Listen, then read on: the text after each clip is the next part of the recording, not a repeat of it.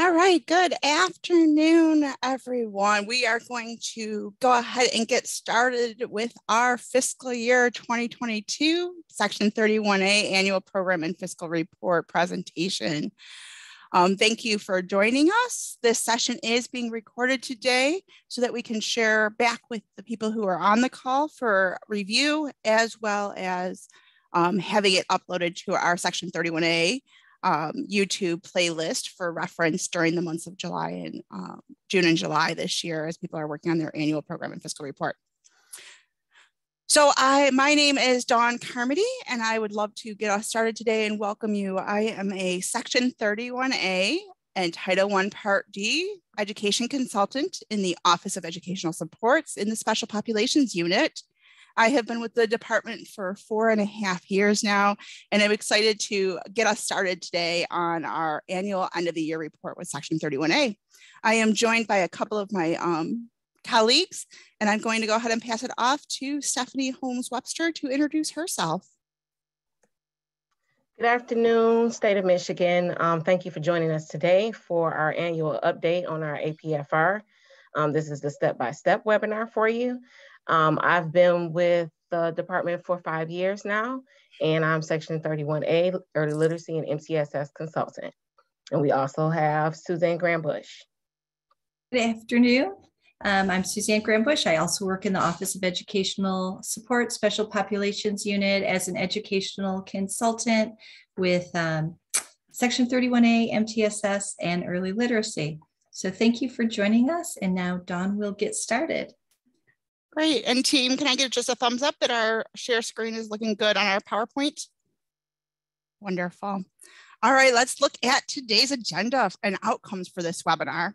So during this presentation, the Section 31A consultant team will provide a detailed walkthrough of the purpose of the Section 31A grant, the end of the year report, a short overview of the Nexus platform, as this is only our second year in that platform, and then the step-by-step directions to successfully complete the Section 31A annual program and fiscal report, which is also known as the APFR. Additionally, we will share some important contact information with you so that as you are completing the end of the year report, if you have any questions, you can reach out to our Section 31A team. We will also have some time for question and answers as we get going today. We did not do a virtual norms slide today, but if you will keep yourself on mute during this webinar, just so that we do have almost 100 participants or over 100 participants. So the background noise will be great to keep off. Additionally, we do have our full team here and we will be monitoring the chat. So as any questions come up, feel free to throw those in the chat and we will kind of break at times to answer those questions as we go along. On this slide, you will see some important contact information for our OES team, our Office of Educational Supports team. If you have any questions specific about your current APFR or previous APFR reports about Nexus, you can reach out to Mrs. Judy Phelan, our Nexus analyst.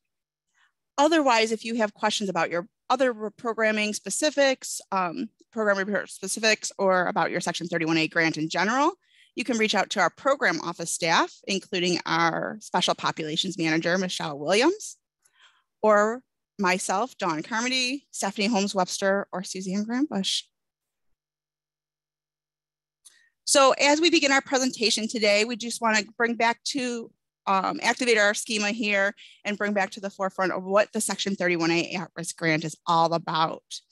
So Section 31A is a supplemental grant that's designed in our state aid to support at-risk eligible students.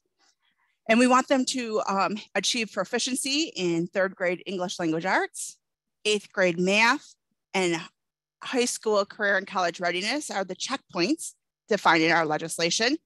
And another intent and purpose of the Section 31A at-risk grant is having our students attend school regularly. We know that they can't get that academic achievement for K through 12 without being there every single day in class getting the instruction. So so we want to just make sure we have that in mind as we talk about how the grant can be spent this year and how we're reporting.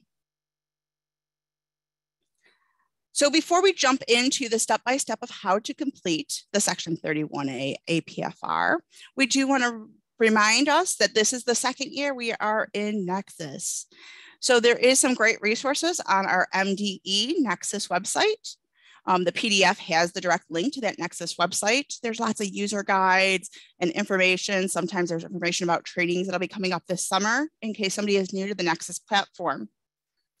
So last year we were in Nexus for the Section 31A APFR, and not a lot has changed this year. There will be some new learning with some of the newer systems though. So first of all, you have to, all of your users who will be working on this report or other applications will have to have a My Login account. On this slide, you can see there is a user guide about how to create a My Login account. In addition, we're going to talk a little bit more on another slide. An important consideration is the different user levels, just like in Megs Plus. So level 4 users must be assigned to the report by a level 5 official, authorized official. So the second link on this slide is a great handout and guide to how you add different users to each specific application or report. And lastly, what I want to remind you is there is some new terminology that we are using in Nexus that's different than when we were previously in Megs. So some new terminology you might be wanting to be aware of is that districts in Nexus that were previously referred to as districts are now the organization or the entity. Another example of vocabulary changes is the term grant. Previously in Megs, you might have seen program used instead of grant, like program name or program number, and now you will see the term grant. The reason some of this terminology has changed is because it does align to our other state platforms, such as the Education Entity Master or EEM or Sigma. So let's go ahead and dive into just get a refresher about some of the key features in Nexus. So when you first log into your My Login screen, after you acknowledge the pop-up and say, yes, you agree with the conditions of using the platform, the first screen that you'll land on is your dashboard. So on your dashboard, you'll see 3 widgets or panels, and the 3 of them include My Tasks, My Opportunities, and Announcements. So the first panel or the first widget, My Tasks, is your to-do list. These are the application reports that have been initiated by your district leadership team or have been assigned to you. My Opportunities are the different programs, formerly called grants, that are available to the district or the organization. This is the list of application or reports available. Some are required, like the Section 31A APFR, whereas others are competitive and are optional for the districts to complete. And then the last widget or the last panel is the announcements panel. And this is where you can find some MDE announcements or Nexus platform announcements for various grants. It also will have some contact information if you need to reach out and ask for Nexus specific questions from the platform team. So let's do a deep dive just again to orient us to what to look for in Nexus. So once you choose the Section 31A APFR from your task panel that you've already initiated it, you've already assigned it to the different users. Your second screen that you're going to go to is look like this. This is the specific report. So first, we have the tabs bar. This is a blue bar across the top of the report, and it will be accessible from anywhere in the Nexus platform. You'll also see it on your dashboard. The home link takes you back to the Nexus dashboard. Administration will allow user administrative functions for the organization. And then the searches will allow you to do some overall functions within Nexus. So you can search specifically for different reports. If you want to search for the Section 31A APFR for fiscal year 22, you could put that in there. You can also search for the Khan app or for your nutrition grants, all through that searches feature. So then next, as we go down, you will see the report number. On the report number or the application number, it'll share some important information regarding the task you're in. So the first part of the code describes the application report. So you can see 31A before the first dash, and that tells you you're in the section 31A APFR. Then it shows which fiscal year you're in, and then your district code. When hovering over that ID, you will see the application or report name, the current status of the task or of the report, your role in the organization, and the due date. So if you click on the report number, it will take you back to this landing page every single time. So if you're working on any of the different forms and you want to go back to this landing page to figure out what status the report's in, things like that, you can click right on that report number. Next, along the left-hand side is the form slide menu. So for this demo, we have collapsed all the forms headings, and so that you can see what the form slide menu looks like. Be aware that when you enter the report, it will be all expanded out. The forms menu is a navigation tool with links that will allow you to move to a new location in the tasks. So be aware, if you're utilizing the form slide menu, you are going to want to utilize the save button as well. That's going to be in the top right-hand corner, right where you see on the screen where it says new note. There will also be a save button.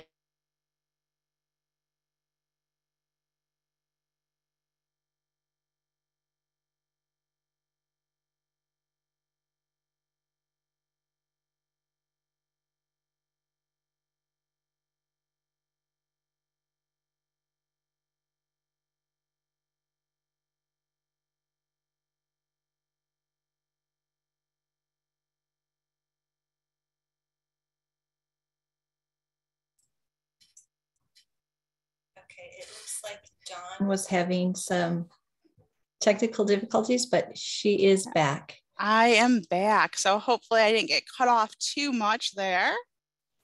We were still talking about the form slide menu. Is that where you guys heard still? Yes, probably All right. about, yeah, halfway through the narrative for that slide. Okay. Let me see, make sure I'm sharing. We still see the slide, Dawn.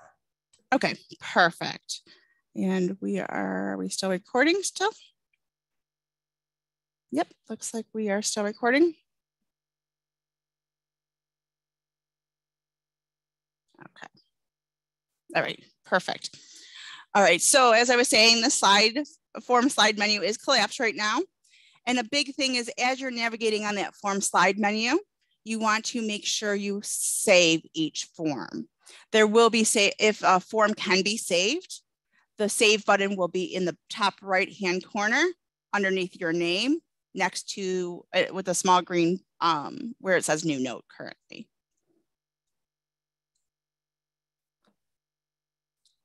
So then let's look at the main screen. So right in the main screen here, this is the portion of the screen that will display each new form as you navigate through the reports forms. And here's the additional tools buttons that I was talking about. So right now you can see up there displaying is a new note. You can add notes to each of the forms. So can your consultants. The notes do not stay attached to that specific form. They are generic notes that go with the whole report. So you will want to either name the note with the form name, or you just want to make sure that you understand that you will be able to see those notes in a notes display that won't be linked necessarily. Some tools that will be up in that top right-hand corner include new note, save, add, and delete. The progression buttons, actually, we should have updated this slide this year. The progression buttons should be deleted now. Those were not accurately working when we first launched Nexus last year. So do not use those. Make sure you use that top right save button. So as we go on, we did want to show you some of the specific forms. Like I said, the form slide menu was compressed on the previous slide. So as you turn or stretch these out, these are the types of forms you will see. You will see, and we will go into these a little bit deeper. You will see some forms, you will see tools, and then you will see some status options and related documents.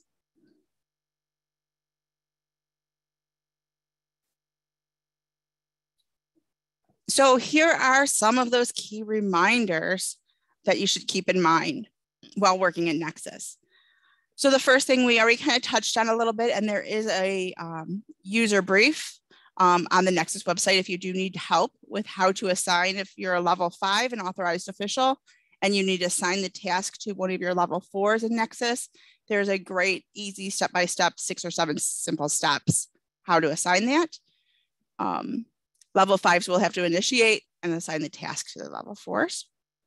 Like we said, that reports ID, you can hover over to see what the current status is.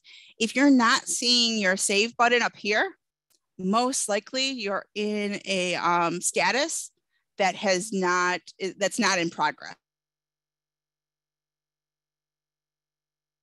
Some of your supporting documentation that's going to make completing the APFR easier is if you have your end of the year expenditure reports, your estimated Section 31A funded summer programming expenditures, your program planning information. And again, this is the things that, especially as you are having some administrators from your different buildings, as you're having some of your teacher leaders get ready to leave for the summer, you're going to want to collect this information early if you don't have it on hand already. So you're going to want to know what categories that we're going to talk about here in just a few minutes.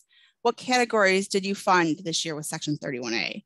How many students were served? How many at-risk eligible pupils were served with that type of support? So if you have a coach, or if you have an interventionist, if you have materials, how many students got benefited from that? We know there's some categories that the numbers are going to be inflated, like coaching, that we do expect to see kind of bigger impacts. You also are going to report out of the at-risk pupils served, how many students were eligible for free and reduced lunch. Most buildings, even if you're a CEP building, those numbers are not the same. Students served and students that are eligible as at risk, or eligible for academic disadvantage, usually should be different.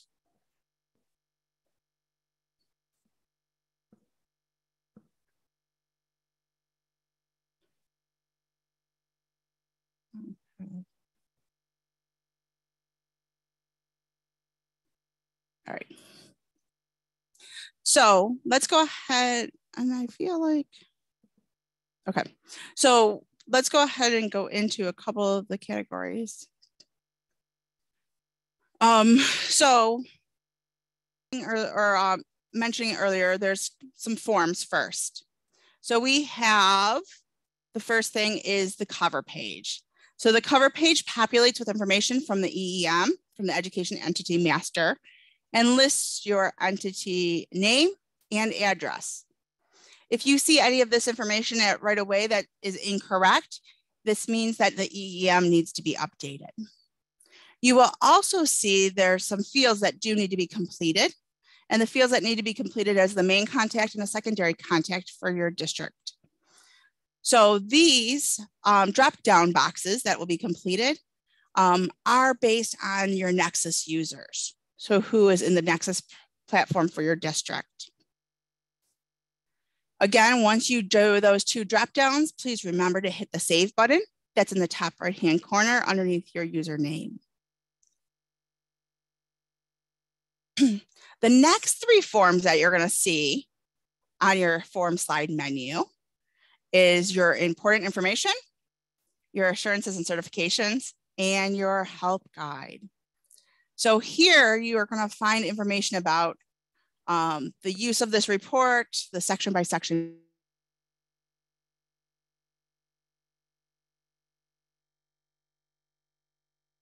Right on back here to important information. Do we have, okay. So maybe it is weather related, maybe it's Zoom related, but we'll keep on chugging on. So we were talking about the next 3 forms. We already got done with the cover page. And we are talking about the next three forms: the important information, assurances and certifications. I am going to turn off my camera just so hopefully that doesn't cause any delay. And then help guide, the help guide download. So important information will just tell you information about the report, including some information about the different 4 sections we're going to talk about today, and talking about some of the legislative requirements, talking about why we do this report with sharing information with the legislature, and for some funding purposes for TANF, temporary assistance for needy families and such. The assurance and certifications will have the similar type of information. And then the help guide should be printed prior to filling out the report. This is so that you can refer to it as you're going. And this document, this help guide download, is a PDF that's easy to download and print off right away. And this will help to answer some questions about where expenditures should go as well. So, like I said, this is just kind of a close-up glance at that help guide. It's a step-by-step guide. It gives you directions for each section, and it can be easily printed. So let's dive right into what is the 4 sections of the Section 31A annual program and fiscal report. So you will have 4 main sections of forms once you get past that initial information. Section 1 is your district compiled report. This is where you can see your fiscal information at a glance. You can see some of the populated calculations when you itemize your other sections. And then this is also where, if you're utilizing Section 31A for school-wide reform, and you have strategies that you're choosing that are research-based, that have been determined as part of your needs assessment and is in your improvement plans and improvement planning documents such as agendas and minutes, and it has parent and school connections, and you're utilizing that school reform, this is where you would report it, as well as itemizing those items as well. Then in Section 2, you're going to get to your direct instructional support. So we talk a lot, and we'll dive into this a little bit deeper about those types of instructional categories and MTSS categories you may have. There's a new section there called pre-kindergarten, since the law did change that you can use up to 10% for pre-kindergarten supplemental supports. There's a new table on that page. And then there's also the My MTSS response questions in that section too. Section 3 is all your direct non-instructional supports and professional learning that might be funded with Section 31A. So some of the direct non-instructional, there's 3 parts on that page: the direct non-instructional supports, other supports, and professional learning. And lastly is your Section 4. Section 4 is for reflecting what supplemental funds you have used for your school breakfast program. And again, this is a requirement with legislation to supplement your school breakfast program to some extent with Section 31A if you serve one.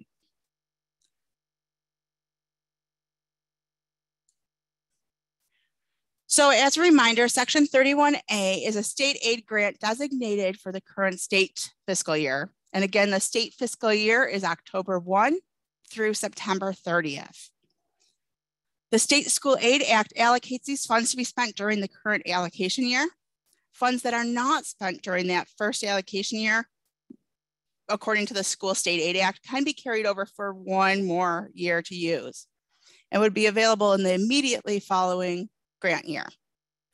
Any funds not spent in that immediate following year, so after 2 years, would be forfeited. Similar to the federal funding rules, the state funding follows the first in, first out rule. So to illustrate this, if you got funds during the 21-22 school year, if an LEA, if a district had funds from last year, the 2020-21 school year, those would be carryover this year. Those funds would be expended first before any of the new Section 31A funds are expended. So it's important that business offices and program offices have written procedures that align to various accounting and programming requirements for accurate counting and program planning. And again, we recognize and we always are happy to support. We know that you guys are operating on multiple calendars. You have the state fiscal calendar that September or October 1 through September 30th. You have your federal calendar, July 1 to September 30th. And then you have your school accounting calendar, July 1 to June 30th. So again, this report reports on the state fiscal year. So for the purpose of this end of the year reporting on the APFR, districts should report Section 31A expenditures for the current school year and any funds expected to be expended during that at-risk summer programming for the current year's funds. So because the APFR is due on July 15th, as required by the state law, the summer programming will likely extend beyond that due date. So it's important to get a great estimate and report the anticipated costs. Again, Section 31A funds not expended by the end of the district's summer programming, usually by the end of August or whenever the next school year starts, will become carryover for the purpose of reporting on the 22-23 Section 31A APFR. Since Section 31A expenditures are reported after planning and not submitted as an application, there is no formal amendment period for the Section 31A APFR. But since summer expenditures are estimates, districts are encouraged to reach out to your Section 31A single point of contact consultant or the general Section 31A mailbox if modifications are needed due to changes in the summer estimated programming costs versus what was actually expended. So often what we're seeing the last few years, and a great practice, is for your business office or your APFR authorized official or user to reach out to the Section 31A single point of contact or the general email box in September to do any modifications on the current report that you might need. Because again, remember, this information is going to carry over to the next report. So you want this report as accurate as possible. So our team wants to make sure before we transition and how to complete the report, we want to make sure that we do give you a heads up about the one additional payment that came in last year. So there was an additional payment for Section 31A in August of 2021 that needs to be considered. Where this will impact the Section 31A APFR fiscal 22 report is in Section 1, that district compiled report.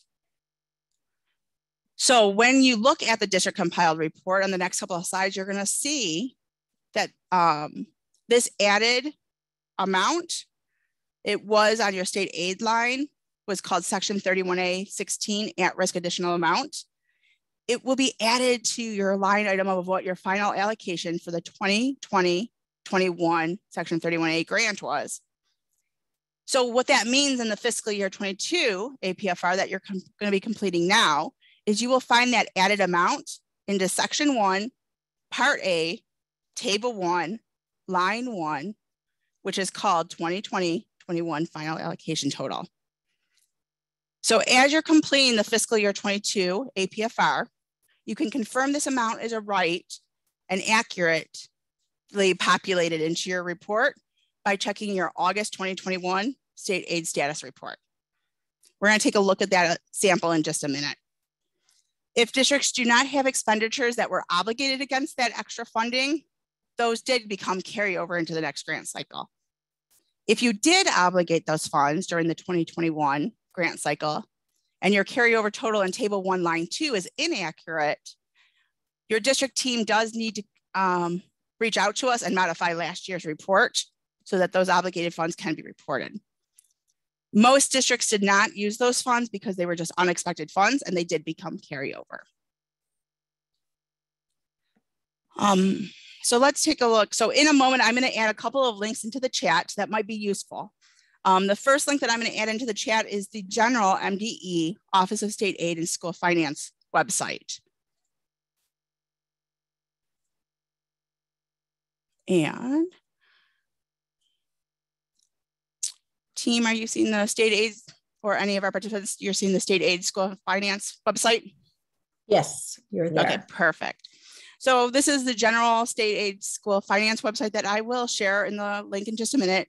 This website is extremely useful for finding out a variety of information. You can see your status reports. You can see the school state aid monthly up.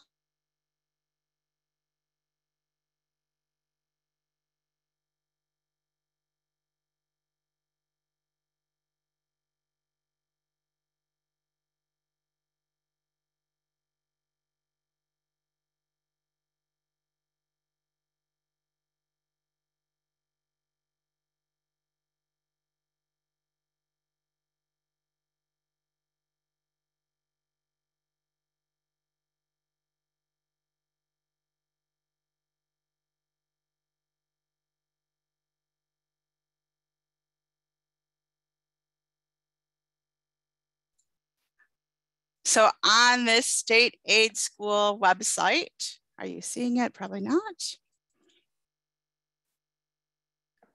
Like I said, lots of great information. The updated monthly newsletters, your state aid status reports, the public school accounting manual, lots of different resources for state and federal funds. So what I'm going to do right now is go into the state aid financial status reports that I already have open. And here is where you can see your current ones. All the May ones are in there. And then for our August 2021, where you can see that extra payment, would be here in the archived years. As a sample, here is a sample of the August 2021 payment for a district. So again, you can see this is last year's state aid status report that I found in archives. And what you're going to see is the 2 line items for 31A. So when you think about that section 31A, screen 1 or section 1, first table, your total amount of 2020-21 final allocation are going to be those 2 line items added together. So if it does not seem quite accurate, populated in your report, please check your August status report first, add those 2 line items, see if that total matches. If not, please let our office know, let our team know, and we will get those updated. When the report did go live, there was a little glitch in these numbers. It did get fixed immediately for all districts the very next day.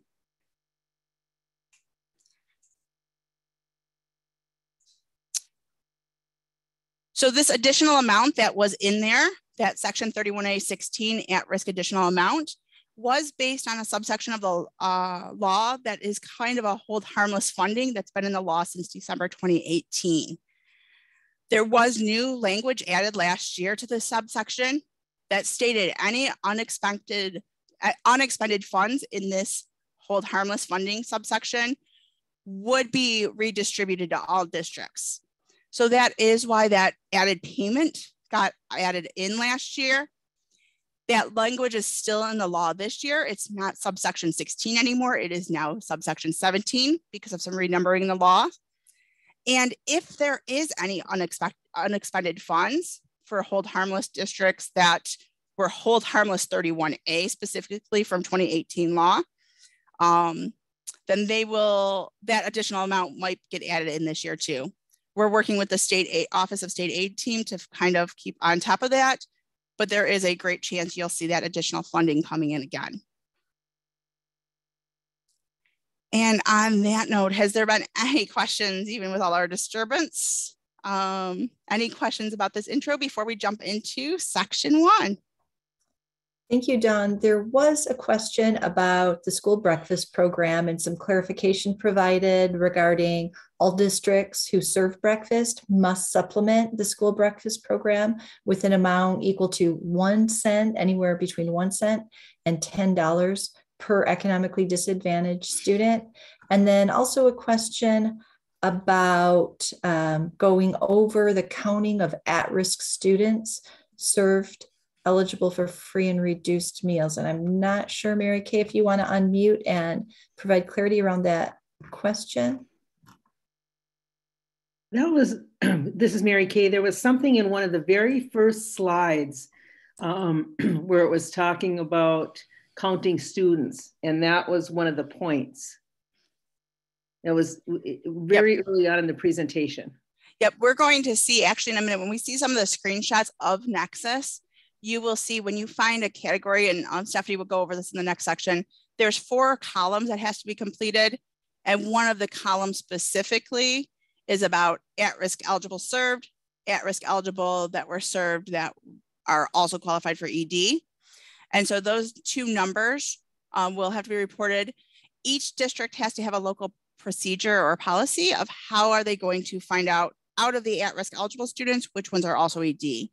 And some of that stuff is a little bit, it should be more protective in your district. So it might be your policy is a secretary has that information or a nutrition grant person has that information. So you will have to cross-reference, have some sort of system where you can determine if the kid was both at-risk eligible because of ED or one of the 9 other factors. But when you're saying, when you say served, you mean actually served meals, right? That's no. Here served is, so the category. Programming? Okay. The programming, yeah. So if they were served, if they got reading intervention services during the day. Got it. Yep. I had a narrow focus on serving meals. Nope. Programming. Perfect. Great question. Great clarification. Thank you. And then I know Stephanie already answered the question in there about the single points of contact. We will have a map down at the end of this presentation to share. And there's also some information on our website, like she said. So then I will turn it over to Stephanie for section 1. Thanks. So we're going to go ahead and get into your section 1 of your district compiled report. In Nexus, what you will see on the left-hand side is your menu or your slide screen. And on that slide menu, you will see section 1, district compiled report. And within the district compiled report, you have 3 sections, section A, B, and C. And we're going to take a look at each of those portions of the slide menu.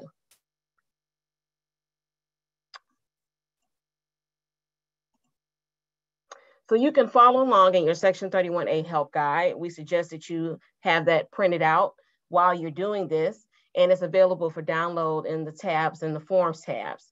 So as we look at section 1, part A contains 2 years of information: the final allocation, the allocation spent, and carryover, all at a glance.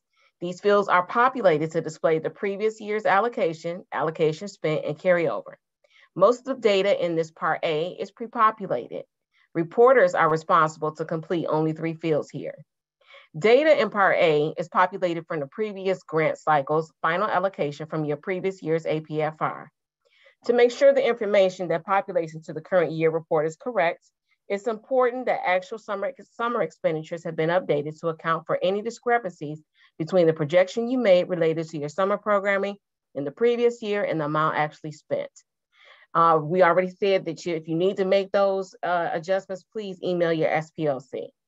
So when all your information is accurate, the reporter will begin by entering the total previous year's carryover spent in table 1, line 4. In table 2, line 2, LEAs will indicate the total current year allocation spent. These totals are broken down and entered in the upcoming sections 2, 3, and 4 of this report. As previously noted, for carryover, we use first in and first out accounting rule. This means that LEAs must first spend all carryover funds from the previous grant cycle prior to using the current year allocation. Carryover is reported in table 1, line 3. In the event that an LEA spent less than the full carryover amount from the previous grant cycle, it would be necessary for the reporter to contact section 3118 as the unspent funds may be returned to the state. And Don already described how long that would take. That's almost 2 years. In table 3, LEAs will enter the number of schools utilized in section 31A funding. The reporter will complete just 3 fields in section 1, part A: the carryover spent, the amount spent of your total current allocation, and the number of schools utilized in section 31A funding.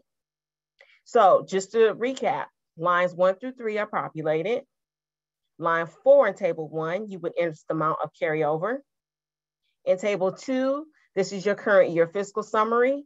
Line 1 is going to be pre-populated for you. Line 2, you will enter the current amount spent. And line 3 will automatically calculate. And in table 3, current year grand total spent, these will automatically populate after you have filled out the rest of the sections. So under table 3, you're going to enter the number of schools that utilize section 31A funding during your grant cycle year. We can move on to the next. So here she is. Okay, so we're on the next page, Don.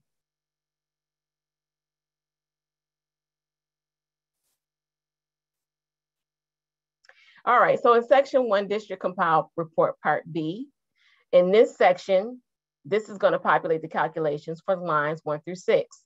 LEAs will input the total unduplicated number of at-risk students served on this page.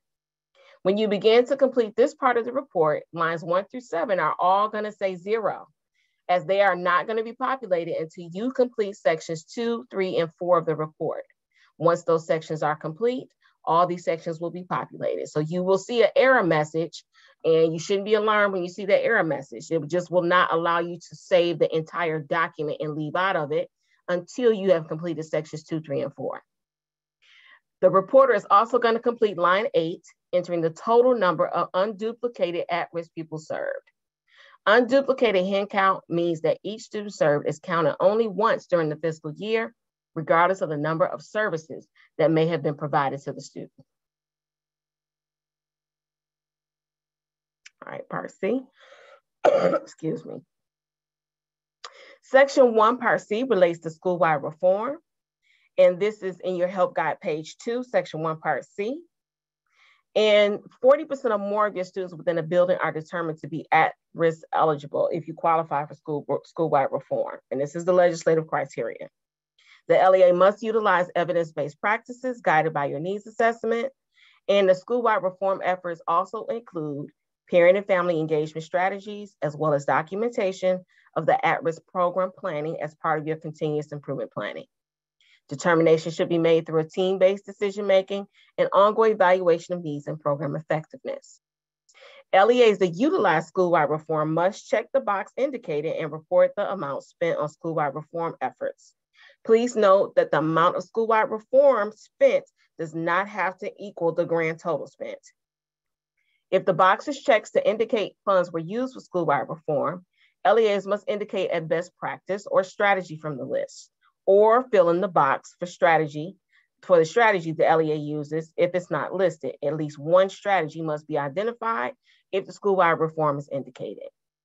If the box is checked and no strategy is designated, the report will generate an error message, and the reporter will not be able to move beyond this section. All LEAs, including those utilizing funding for school-wide reform, are responsible for reporting in all sections of the report.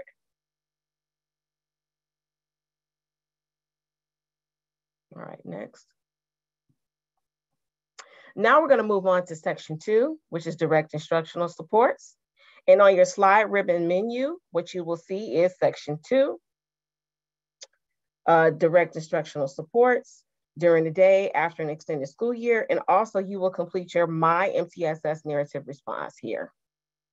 This includes supports provided during the day, after school, or during extended school year programming. They are broken down by secondary program planning, direct instructional supports, or MTSS K-12, and intervention supports. LEAs will also check the box to indicate if you have utilized 10% of your funds or 10% of the total allocation to support pre-kindergarten. There are also 2 narrative responses related to implementation of MTSS. Let's take a look closer at secondary program planning. The first table in section 2, part A, in your help guide, you should be on pages 2 and 3 under direct instructional supports. This includes the categories related to programming for at-risk eligible students in grades 9 through 12. We ask you to fill out for secondary first in order to avoid overlapping the amount of services, so we can get a really good, accurate, almost accurate picture of how much funding is being spent on our 9th through 12th grade students.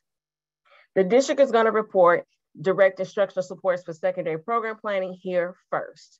The program categories have not changed from the previous years and reflect allowances for supplemental secondary expenditures of Section 31A funding.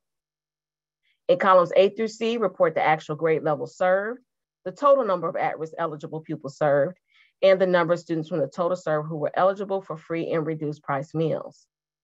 In column D, report the amount of Section 31A funding that was spent in each of these designations. If your district did not use Section 31A funding for these categories, please leave them blank.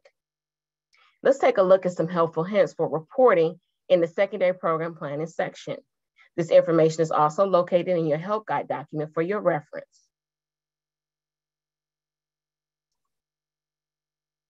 The help guide includes information we are sharing today, as well as more detailed information to help answer any questions you may have as you complete the report.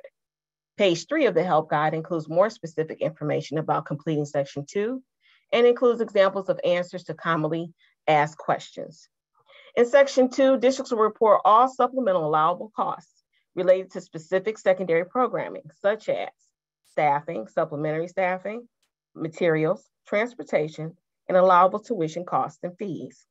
There are 9 APFR secondary program areas listed in the table on the far right of the slide, which include International Baccalaureate, Advanced Place coursework, English Learner Service programs, credit recovery, career and tech, dual enrollment programs, alternative education supplemental supports, SAT prep coursework, and GED coursework.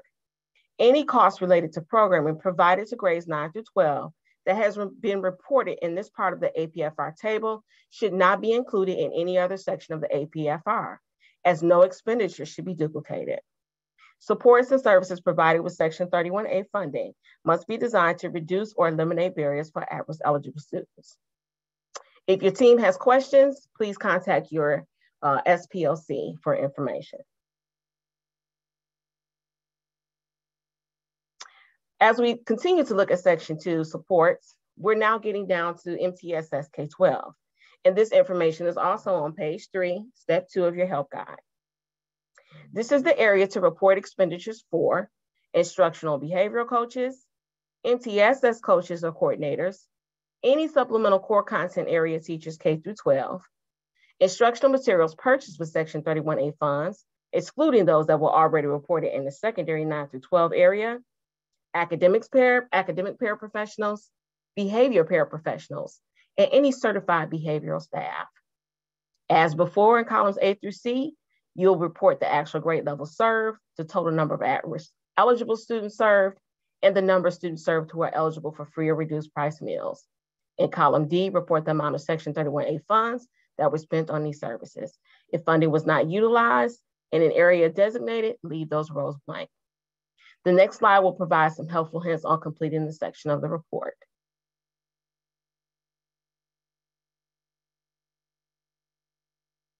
So we're still on step 2, direct instructional supports, MTSS reporting, and what is reported here and what is not.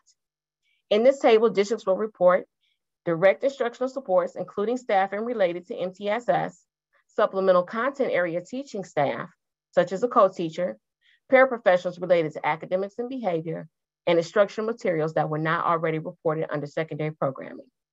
The table on the far right lists allowable direct instructional support categories. And you'll see this column, what is not reported here. You would report a 9 through 12th grade EL paraprofessional, an interventionist for during the day, extended a day, or after school. That will go in the next section. SAT prep coursework materials, it would be lumped into the cost of SAT prep overall in the secondary program planning, or English learner interventionist. Next.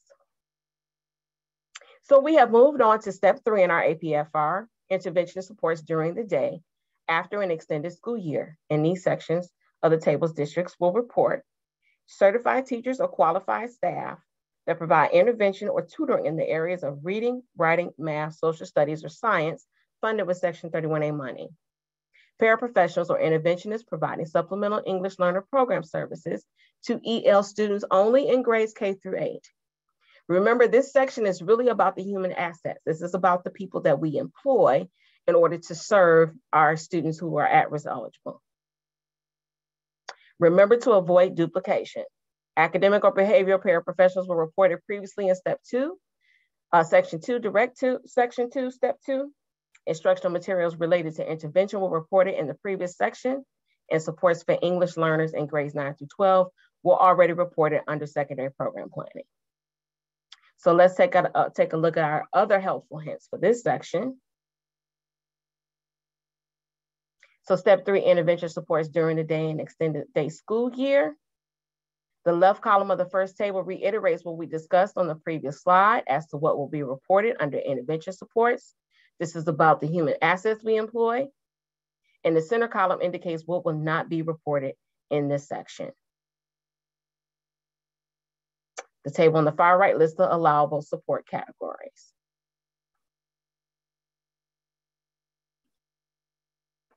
And our new section, Because pre-K was added to the law as an allowance, all districts are available or able to spend 10% of the district allocation towards supplemental funding of pre-K. There are 5 categories. And if the district decided to use that feature, you want to ensure accurate reporting under this section. The categories are the following: providing additional seats, transportation costs for eligible students, professional learning, program coaches for MTSS, SEL supplementary supports, and supplementary materials. Remember that the district must also continue to follow the state guidelines for GSRP for the allowances that are given there also. If you have any specific questions, you want to also direct those to GSRP in the Office of Great Start, OGS, with Mrs. Pat Sargent. But we can move on to the next slide. If the district has specific questions regarding GSRP, you want to contact Pat Sargent. Questions about supplemental allowability for funding with Section 31A should be directed to your SPLC. And then if you take a look at what is not reported here, any cost that would be foundational to the maintenance and implementation of GSRP programming in accordance with MDE GSRP program guidelines. And so now it's time for me to hand this off to Suzanne. Okay, thank you, Stephanie. So we will now move on. Okay, we can hear you now. Okay, thank you. So we're going to move on to the final part of section 2, and it includes a 2-question survey regarding implementation of a multi-tiered system of support, or MTSS. And the survey questions are designed to gather narrative responses that reflect the district's implementation, their support, and ongoing refinement of their tiered delivery framework. So through these 2 questions, MDE is asking for specific information regarding who provides the district with professional learning or technical assistance related to MTSS, and also information about the specific fidelity measures or fidelity tools being used to measure the effectiveness of MTSS. So let's take a look at each of those questions. Next slide. Question 1 asks, during the 2021-22 school year, list who provided the LEA with professional learning or technical assistance to support pre-K-12 MTSS implementation. So question 1 is asking for specific information about who is providing the professional learning or technical assistance that's directly related to continuous improvement related to the multi-tiered system of support. Who is providing expertise and working toward full implementation of all of the components of MTSS, who's supporting staff in understanding and applying strategies to implement with fidelity, what new learning is taking place to plan for ongoing improvement, what sources of support districts may be accessing, and that could include the ISD ERISA, the My MTSS TA Center, which was formerly known as My Blissy, or it could be a private vendor, and those are just a few examples. If your response is the name of an ISD or an individual, please include the role of the individual and the type and topic of training. It's important to note that answers like not applicable are red flags, since implementation of MTSS is required for all districts who receive Section 31A funding. And we understand that all LEAs are on their own path toward full implementation, but answers such as not applicable could be interpreted as an LEA no longer being eligible to receive Section 31A funding. So please remember that these questions require a response and may not be left blank. An answer must be provided in order to submit your APFR. And if you have questions or need additional clarity, we ask that you please reach out to your single point of contact or our Section 31A team. Okay, so next we're going to go over some examples of what would represent appropriate responses for question 1. So an example of a response is the assistant superintendent, Mr. Smith, as well as the ISD MTSS coach, Isla Sassafras. Sorry about that. looks like Dawn and I were both booted out. And Dawn is re-entering. We were just reviewing appropriate responses to that first MTSS question. So if you list specific people, we ask that you include their title, the role that they play, and also the content that was provided. So for example, MTSS best practices or professional learning regarding the use of data to make determinations about levels of support for students, or professional learning about how to provide tiered delivery of services during the school day. Another example of a response that would be appropriate, Harperville ISD provides continuous data-based decision-making and selection and implementation of instruction, interventions, and support. Looks like Dawn is coming back online. And thank you, Dawn. So you can show all of those boxes on the screen. And then the final example demonstrates how a district might respond to indicate that they are planning to include professional learning or technical assistance that may not yet be in place. And then some non-examples to that question. Not at this time would not be an appropriate response, not applicable. MTSS leaders provide PD for all MTSS interventionists. That's not enough information. An example, like all staff receives job embedded coaching, modeling, and professional development that deepens their knowledge and skills. That does not speak directly to what is being asked about developing expertise and the specific content of the professional learning. Another non-example, highly qualified paraprofessionals provide support. So that again does not answer the question as to who is providing the professional learning and what is the content of that learning. So question 2 asks LEAs to list the tool or tools that they're using to measure the implementation fidelity of MTSS as intended. So the second question asks for specific tools regarding fidelity measures that are used to measure the effectiveness of implementation of those key components that are in place as part of your MTSS framework. So what tool is the district using to examine and reflect on how successfully they're meeting the key components that they've outlined in their framework? A fidelity measure will show where the LEA is in the continuum of full implementation. Fidelity tools are used to keep track of which features the district has in place and to what extent. And these could include a tiered fidelity inventory, a reading tiered fidelity inventory, a PBIS tiered fidelity inventory. It could be a district generated rubric or the MTSS self-reflection tool, among many other fidelity measures that could be used.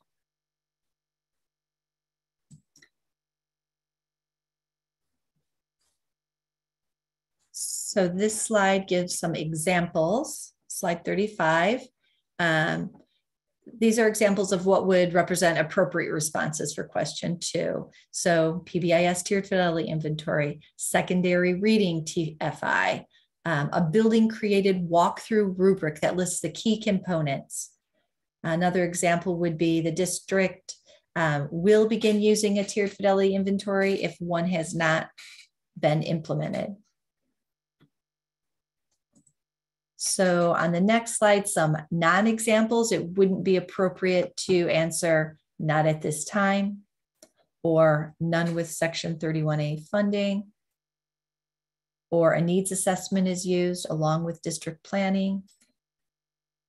It's also not appropriate to list a universal screener or student level achievement data. So NWEA, IXL, MSTOP, those are not fidelity measures.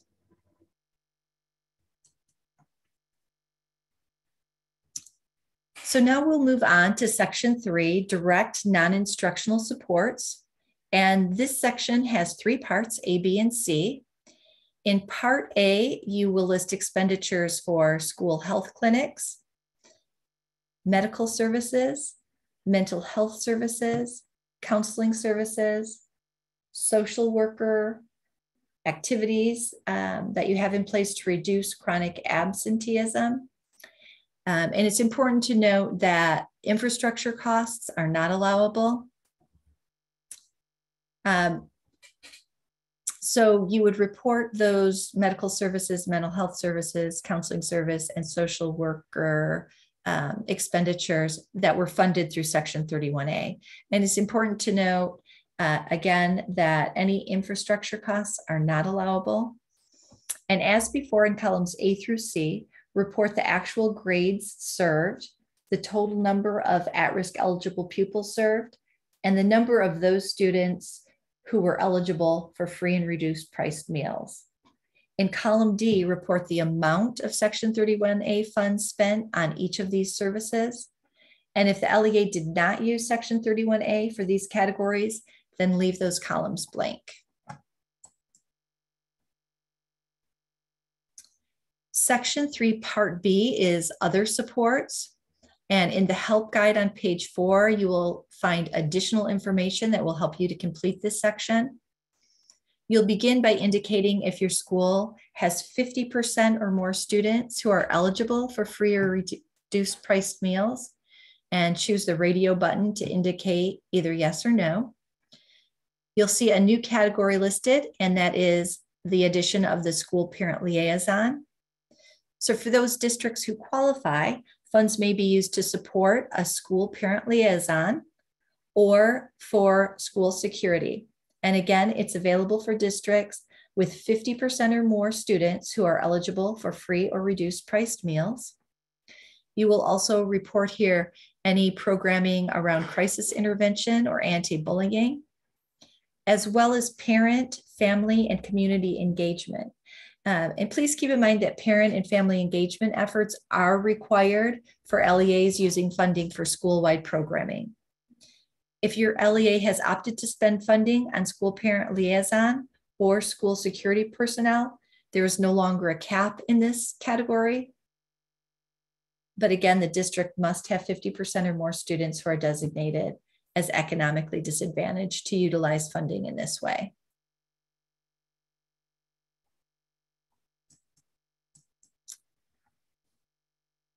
Okay, so in Part C, you will report Section 31A spending for professional learning that was related to your multi-tiered system of support, implementation of a coaching model that supports a tiered delivery system, or professional learning related to Read by Grade 3.